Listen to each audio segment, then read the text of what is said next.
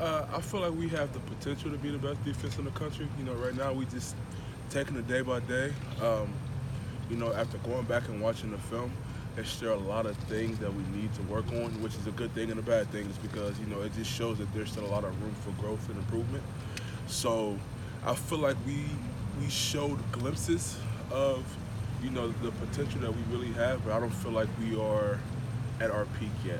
I feel like we still have a lot more that we can improve on and a lot more we can elevate. Is this a scary defense, you think, for offenses to see? I hope so. That's the goal. I know I can't really speak for offense, but I know defensively we try to be as hungry as we possibly can be, and we try to display it through our play. As a defensive line, how much fun was the sequence into the third quarter, the beginning of the fourth quarter? Chase strips the guy twice. You guys recover it both times, and you guys get touchdowns out of it. Just seemed like the whole place was going nuts, and it was because of what you guys were producing up front. Well, first off, I got to give kudos to Chase just because the way Chase played in that game, I'm proud of him. He played phenomenally, but those are things that he does in practice on a day-to-day, week-to-week basis. Mm-hmm. And it's really just testimony to not only what Coach Jay teaches, but also to the way that he's practicing. And, I felt like, big-time players show up in big-time games, and he definitely showed up. And you guys are all part of it. Like, I think on one of the plays, you had the pressure up the front and forced Cone right into his lap. I mean, it's all an intertwined thing. You all are carrying out your assignment. One of you eventually is going to get credit for making this play, but it's a team-wide thing. Always, man. I think one thing too, and I enjoy playing next to Chase because we're always tied in pretty well, with one another, and I feel like just our defense as a whole, not just specifically the D-line of defense as a whole, I feel like we all play so well together to where the back end trusts us up front. We trust the back end, so it allows us to play faster, and it allows us to kind of pin our ears back at times and just play ball. Who has the quicker first step, you or Devon? I do, but when it comes to like the strength and the power behind it, I'm giving it to Devon all the way. Our styles of play are just completely different. You know what I mean? Devon's very athletic, especially for his stature, as we all know he's huge. I like to call it Thanos because he is enormous. But one thing that I pride myself on is my first step and my quickness. So I try to make sure I'm consistent within that at all times. I thought DeWan was Thanos. Oh, DeWan is in his own category. I don't even know what to call him. Well, when you're watching you guys, it seems like you, whether it's your quickness or his strength, you're always seeming to knock offensive linemen back and create piles at the line. Is that a strength that you guys pride yourself on? Yeah, one thing that we try to do as a front four is create a new line of scrimmage. You know what I mean? So, in the big scheme of things, if you can get knocked back up front, it makes it difficult for running backs to find seams, to create big plays, and it kind of throws off, the flow of the offense. So the first thing that you have to do is create a new line of scrimmage before you can go play ball at any point in time in our defense. Is that something that's more of an emphasis this year, just getting the knockback? I ain't gonna say it's more of an emphasis. It's always been a huge emphasis for Coach Jay because you got to stop the run. A lot of times, if you can hold an offense to under 100 yards rushing, your chance to win goes up tremendously. So getting knocked back and just creating a new line of scrimmage has always been a major emphasis. I feel like this year we're just executing, getting off the ball at a higher level. Is that where it helps that all those sophomores are not freshmen anymore as far as the defensive line? Yeah, at this point in time, we have no more freshmen, no more young guys in the room. On the sheets it might say you're a freshman, but at this point in time, you've played enough ball to where you're not a young guy no more. You got some games under your belt, you got some experience under your belt. You consider to be an older guy. You guys were, as a team, the most penalized team in the country last year. This year, you're among the least penalized teams. Why do you think that turnaround has happened for you all? I feel like it came more from us as the players. We've always had good coaches. Our coaching staff would never bring in coaches that would not represent the program. I feel like as players, we took more responsibility of holding each other accountable. And then also, I think it attests to Coach Day preseason. We played a lot more football. You know what I mean? So it was we got to experience the tempo of the game as close as you can get it on a consistent basis, to where any looks that you'll get in the game or any type of schemes that you might see, you've repped it so many times in live situation, even though it's in practice and it's not an issue or on the road, but we've repped it so many times that a lot of it has become more second nature. You know what I mean? Yeah. And then as far as like the little penalties here and there, I feel like as the older guys, we've kind of held each other accountable and held the young guys accountable. And I feel like a lot of the young guys as well have kind of grabbed onto the older guys and watched and observed and soaked up how it's supposed to look, how it's supposed to be done. So that's kudos to, you know, all of the older guys on the team, and then, you know, just Coach Day's strategy of letting us play more ball this offseason. So going into the season, the little mistakes that we might have or that we've had in the past can get nipped in the butt early. How do you hold each other accountable with stuff like that? It's more just critiquing each other's game as we go along, and then stupid penalties. You know, every now and then you might have to snatch you up. Hey, we don't do that. We don't do that here. That's not how this works. That's not how it's supposed to look. You know, this is how we doing it. This is how it's gonna go. This is how it's supposed to look. Tighten up. Hey, baby. Yes, Mom. One thing that's really impressed me about Day and his staff is their ability to look ahead. Even, I think it goes beyond even what I've seen in past seasons.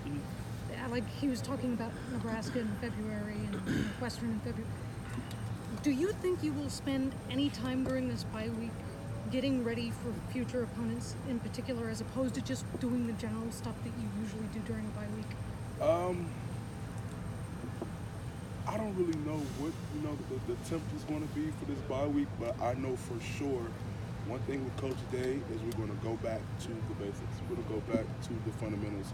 At the end of the day, we try to take it day by day, rep by rep, and we're trying to enhance what we do well and work on what we need to, what we're kind of struggling at. So I feel like, from my wisdom of being here so long, I feel like Coach Day is going to so much more hit on, you know, back to the basics, a lot of repetition, technique, fundamentals, and taking it day by day, not so much as looking ahead. Am I wrong, though, in saying that he does a better job of prepping you guys outside of just a game week for a particular game than maybe other coaching staffs do? I do you see what I'm saying? Yeah, like, I get what you're saying. I think, honestly, we don't even, Coach Day doesn't so much look ahead. What it is week to week, we know what we're getting into. We'll sit down, we'll talk, hey, this is who's coming in, or this is where we're going, this is who we're playing, this is the culture, the tradition that they have, this is what we got to come up, this is what we're going to face. Get ready for it. You're off this week, you've got two opponents that, let's face it, have struggled badly this year. How important is it for you guys to not kind of lose focus during this period? And you're getting all this praise, you got three Heisman candidates, all that stuff. How important is it for you guys to not get caught up in that and maintain focus? It's very important, but honestly, I don't feel like we will. You know, so far this year, we've done a good job at focusing on day by day. Not even so much as week to week, game to game, day by day.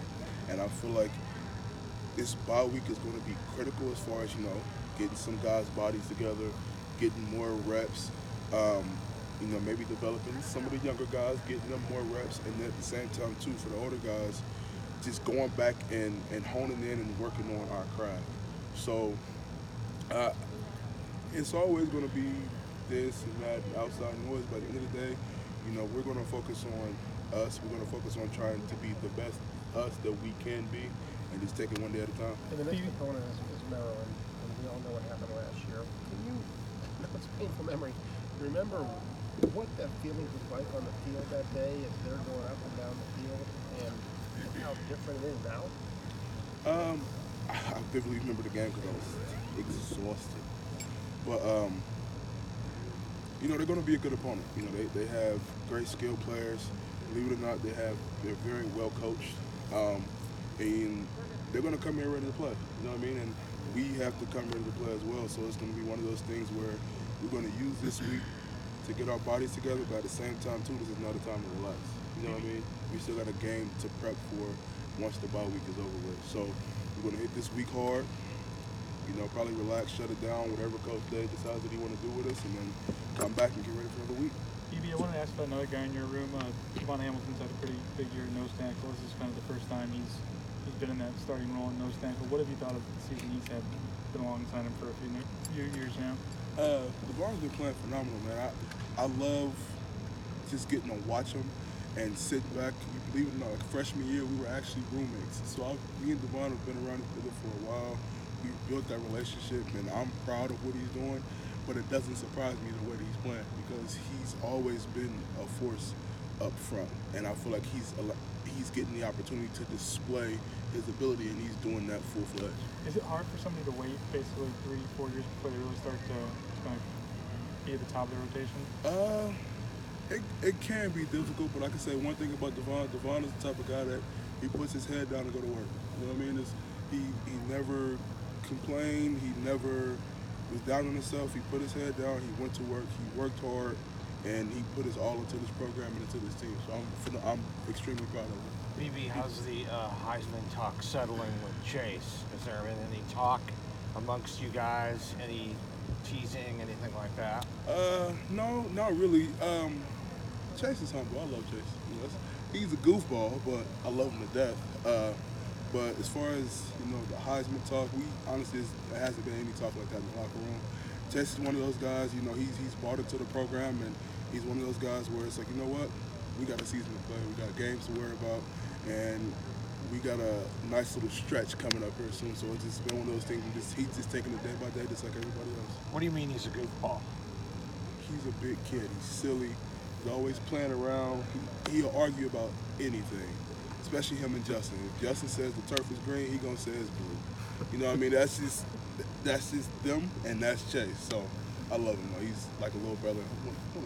What's it been? Some days, I love him. What's it been like for you as an older guy seeing this junior class kind of all? Okay, I'm getting confused. Go ahead and do his and come back to me. What's it been like for you seeing this junior class like Chase and Jeff and kind of come of age the whole time that you've been here and they've become such a big part of the team?